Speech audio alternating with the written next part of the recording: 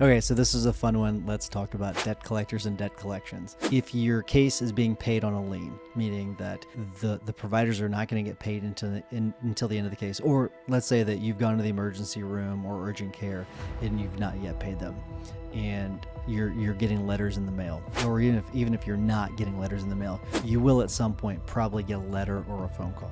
If that happens, make sure you let us know. We've got to know so that we can send them what's called a letter of protection. Another thing that we'll send them is a cease and desist letter so that they'll stop bothering you.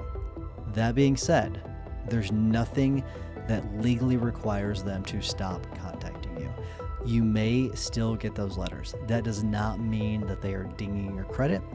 It might mean that they're dinging your credit, but that does not automatically mean that they're dinging your credit.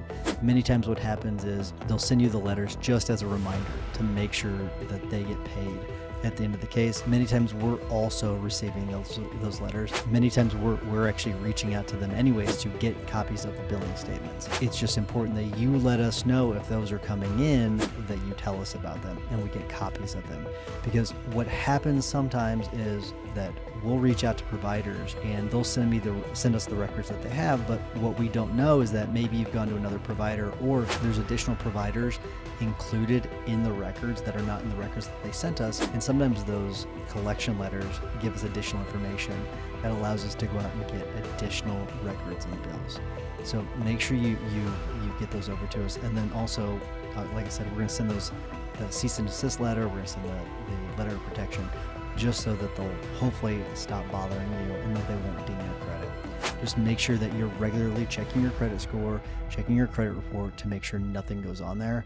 But with that, I will say this, even if it does go on there, if an unpaid debt, medical debt goes on there, Congress passed a statute a year ago, and what it does is that once it's paid, which at the end of the case it's going to get paid, it will come off of your credit. I don't want you to worry too much. It's something that you should definitely be aware of, so you keep keeping track of it. That's why we're talking about it now, so that you can keep an eye on it. But if they do ding your credit, if it goes on your credit report, that will always come off at the end once it's paid. So make sure you keep an eye on that as well. If you're getting phone calls, if you pick up the phone, you end up talking to someone. I know that most people don't do that these days. It goes to voicemail, but if it does, just tell them you have an attorney, give them our information, and we'll talk to them. They'll reach out to us, and we'll get it all resolved.